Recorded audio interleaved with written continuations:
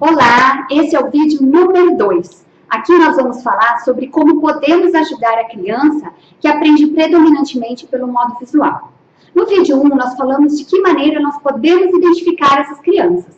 Agora nós vamos falar sobre estratégias e ferramentas para que nós possamos ajudá-las, não só considerando as dificuldades, mas também que as crianças que são visuais podem se tornar melhores ainda. Claro que nós podemos aprender por todos os modos, visual, auditivo, mas nós sempre temos um em que a gente se dá melhor. Então, só para você ter uma ideia, se você é uma pessoa visual, provavelmente você está muito incomodado de ver que esse meu traçado não está perfeitamente alinhado. Peguei você, né? Pois é, o seu aluno também se sente assim.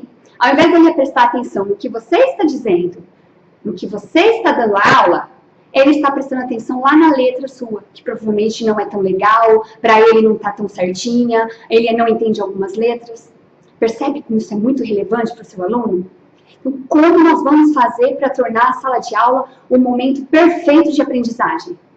No vídeo 1, nós vimos que a criança visual, ela tem 6 características marcantes. E a primeira é que ela presta atenção em tudo que acontece ao seu redor. Então, vamos usar isso de maneira positiva? Se você é um professor de educação infantil, você pode usar grandes laços coloridos, você pode fazer uma pinta nova no seu rosto, ou você pode usar um batom super diferente, e você pode articular um pouquinho mais quando você está falando, que você vai chamar a atenção da criança para a sua fisionomia. Ela vai olhar mais para você, mas a gente tem que lembrar que ela não grava aquilo que ela ouve, ela grava somente aquilo que ela vê. Então, você pode usar um laço e depois pedir para eles fazerem um desenho de como foi a aula, o que eles aprenderam, como que estava a professora, em que canto estava a professora. Se você é um professor de fundamental, você pode usar outras estratégias. Você dá a sua aula, usa muitos panfletos, muitos cartazes. Ah, Guai, eu já faço isso. Ótimo, você dá uma aula normalmente, explica e depois pede para o seu aluno sentar e fazer um desenho da aula.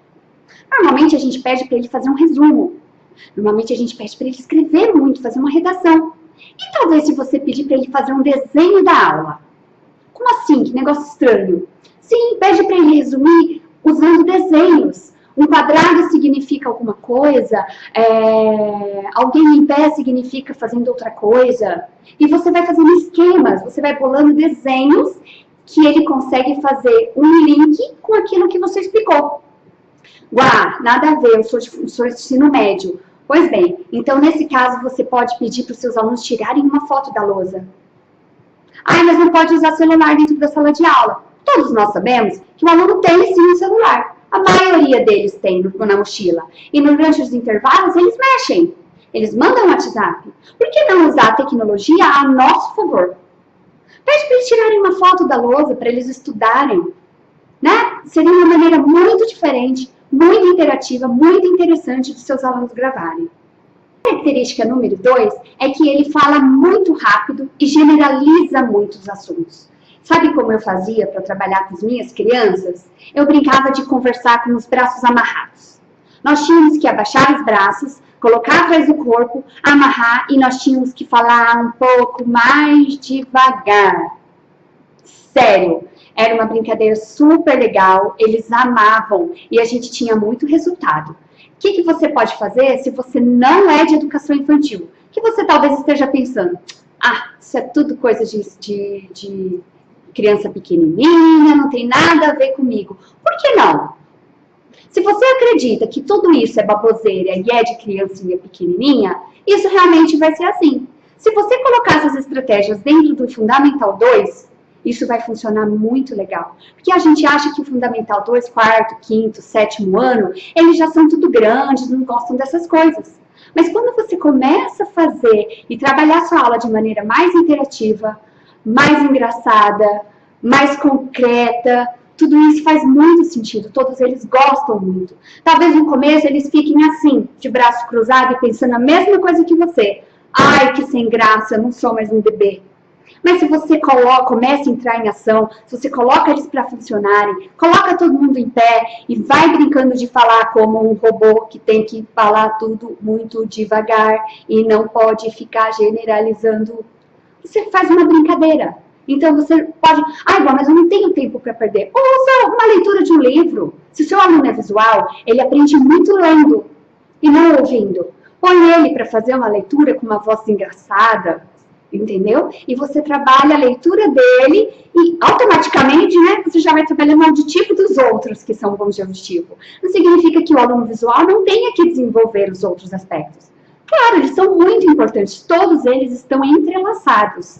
No seu aluno visual, você pode fazer o seguinte, numa estratégia de Fundamental 2. Você está falando sobre o meio ambiente, tá? E o aluno vai lá e generaliza a resposta. Dá uma resposta curta, rápida, objetiva, certo? Você fala, bom, isso está generalizado. A partir disso, que é um termo geral, meio ambiente, a gente vai trazendo tudo o que o assunto tem. E aí você vem desmembrando, meio ambiente significa isso, aquilo e tal, água, terra, mares, você vem trazendo tudo isso para o seu aluno.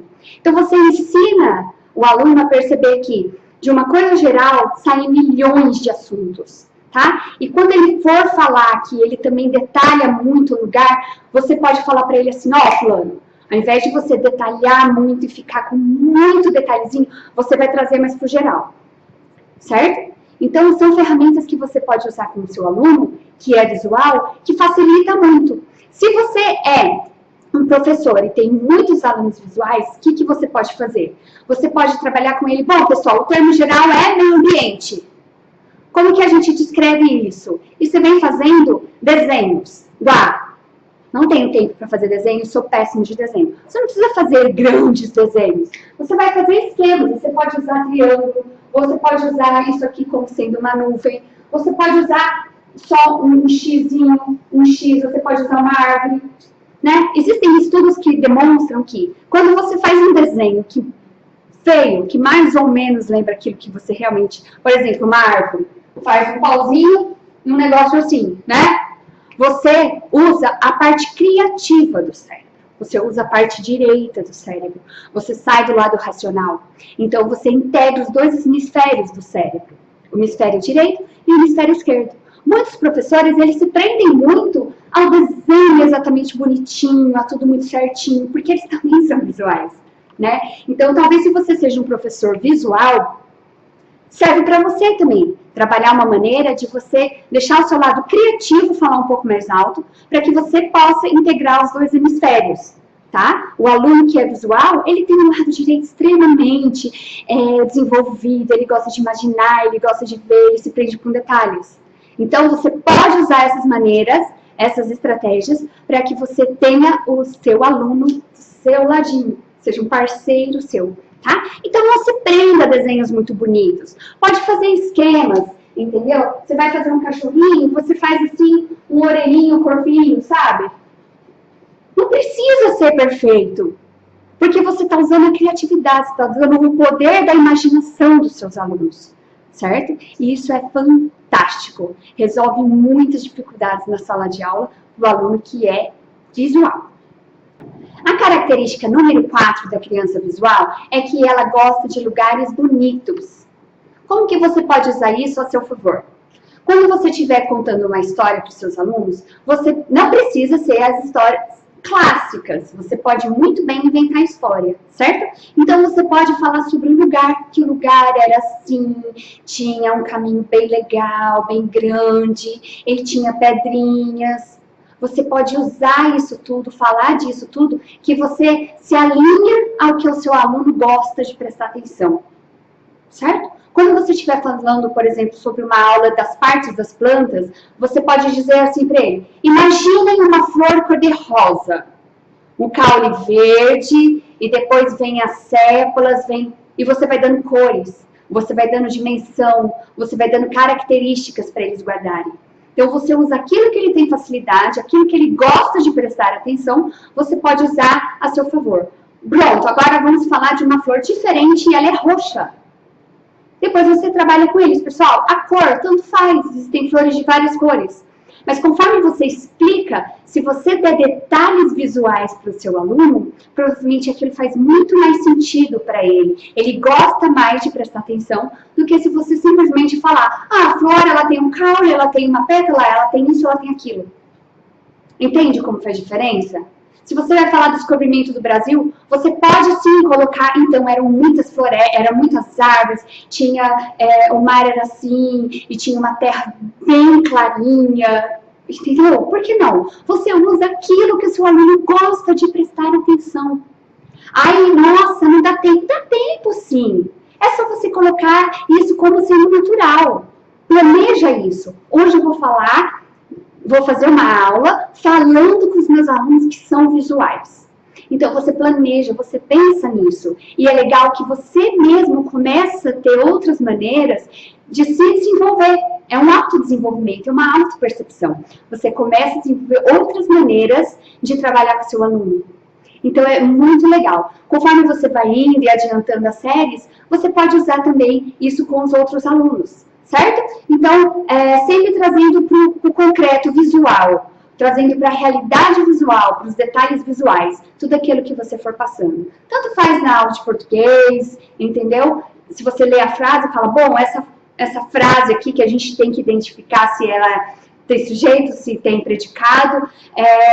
Bom, vamos colocar essa frase num quadro verde. Coloca a frase no quadro verde. Todo mundo colocou a frase no quadro verde? Imagina aí, um quadro verde. Os alunos visuais vão estar a todo momento procurando o quadro verde. Imagina que você tem uma caixa verde. Coloca dentro da caixa vermelha. Coloca a frase que a gente tem que classificar dentro de uma caixinha verde, ou de um quadro. Você só usou um artifício visual para que o seu aluno consiga entender melhor, para que aquilo faça mais sentido para ele. Isso, na verdade, é uma estratégia de PNL, de Programação Neurolinguística, em que você faz visualizações para que o seu aluno alcance o melhor potencial que ele pode ter, certo? Então, são dicas bem legais para que você consiga trazer a atenção do seu aluno de acordo com o que ele gosta, de acordo com a maneira que ele aprende melhor. A característica 5 é sobre o lugar estar organizado e limpo, né? É o que eu te disse logo no início do vídeo, sobre o meu traçado aqui no visual, né? Provavelmente, se você for visual, você está incomodado com isso até agora, né? Então, o que você pode fazer? Pergunta para o seu aluno, gente, está tudo bem na sala de aula? Vocês estão conseguindo prestar atenção ou tem alguma coisa que está incomodando aqui na sala? Talvez na primeira vez, os alunos não vão perceber nada diferente, certo? Se você sempre usar essa estratégia, pessoal, tudo bem, a gente pode começar a aula, tá tudo bem, vocês estão se sentindo bem nesse espaço? Talvez algum fale, mas tem uma sujeirinha ali, mas tem uma sujeirinha ali. Então, vamos deixar um lugar gostoso para a gente aprender? Vamos tornar esse ambiente gostoso para que a gente possa aprender? E os alunos visuais, com certeza, vão se levantar e vão organizar a sala, o lixo no lugar certinho, a sua mesa, a sua cadeira, entendeu? Cuidado para que isso não se torne um problema, certo? A gente não quer trabalhar que a organização, disposição de tudo seja um problema para os alunos. Mas de maneira leve. Pessoal, olha, está me incomodando essa cadeira aqui, vou arrumar. Alguém está incomodado com mais alguma coisa? Então vamos lá. Estão prontos para aprender? Pronto. Então você já abriu o caminho. Você tirou aquilo que incomoda e partiu para o aprendizado, tá? No caso da minha linha aqui, não tem como eu tirar, né? Porque é uma escrita numa lousa, tá? Então você pode falar, gente, eu sei que essa linha aqui tá torta e que vocês estão achando muito brega essa linha, tá muito feia, tá? Mas finge que ela não tá aqui, olha pra mim, vou entrar na frente. E você conversa com eles assim, certo? Tira disso, lembra que ele gosta muito de ver fisionomia, abre mais boca, pinta um batom diferente, se você é homem, faz um gesto diferente aqui na altura do corpo, né, da cabeça, e aí tudo isso faz muito mais sentido para o seu aluno. E a última característica é que o aluno precisa de silêncio para aprender. Então, você pode planejar na sua aula momentos, um momento que a gente vai falar sobre detalhes muito pequenininhos, um momento que todos vão estar falando juntos, que facilita para os auditivos, né? E agora, gente, é o momento do silêncio. No momento de silêncio, vocês vão fazer uma leitura para ver se vocês conseguiram entender tudo que nós explicamos, para ver se tudo isso fez sentido para vocês. Se é uma turma de primeiro e segundo ano, você pede um momento de silêncio, procura um aluno que você sabe que é visual e pede para ele, ou você faz um desenho sobre o que você explicou, ou você faz um gráfico, entendeu? Faz um esquema, não precisam ser desenhos, lembra? Pode ser um esquema. Então, você já sabe quem são seus alunos visuais, Então, você pede o silêncio da turma, fala, pessoal, a gente conversou, a gente brincou, eu usei fitas, usei laços, usei caras e bocas, e agora é a hora do nosso silêncio, tá bom? Eu preciso de silêncio para a gente poder terminar nosso momento de aprender, momento de aprendizado, tá? Uma linguagem que eles gostem, e aí você faz o silêncio, e aí você vai contribuir com o aluno que é visual, tá? Vai lá e fala, tudo bem, fulano? Você faz um desenho aqui, ó, eu falei isso? O que você lembra quando eu expliquei isso? Ah, tia, eu lembro disso. Ai, pro, eu lembro... Então, vamos fazer, ó. Nós lemos a história sentados num tapete xadrez. Faz um tapete xadrez aqui no seu caderno para você lembrar da nossa conversa. E você vai criando âncoras de memória para o seu aluno, tá? Então, qualquer desenho é válido. Qualquer situação que ele possa traçar e usar o lado direito do cérebro é muito válido para que você conclua o aprendizado dele.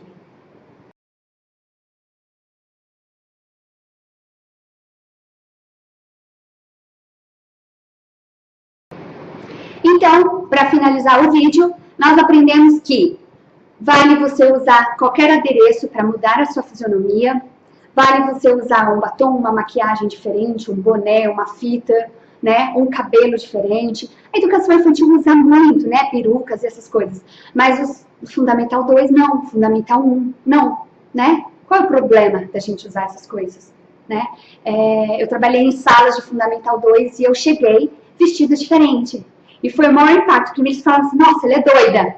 Tô nem aí se as pessoas me acham doida, se os alunos me acham doida. O que eu quero é aprendizagem significativa, certo? Então, se os alunos, se as crianças estão te achando estranho ou não, só vai valer a pena tudo isso se realmente o momento de aprendizagem for eficaz e se você conseguir passar a mensagem, certo? Então, o terceiro ponto é você usar aquilo que eles têm, que eles prestam atenção, de uma maneira que você consiga incluir na sua fala. Então, se eles gostam de lugares bonitos, você vai dar aula falando das cores, falando dos lugares, que era um dia ensolarado, que várias situações dessa maneira, tá? Outra coisa que nós aprendemos é que os desenhos não precisam ser desenhos maravilhosamente bem elaborados, tá? Quanto mais simples o seu desenho, quanto mais esquemático o seu desenho, mais você vai estar usando o lado direito do cérebro, mais você vai estar integrando o lado hemisfério direito e hemisfério esquerdo.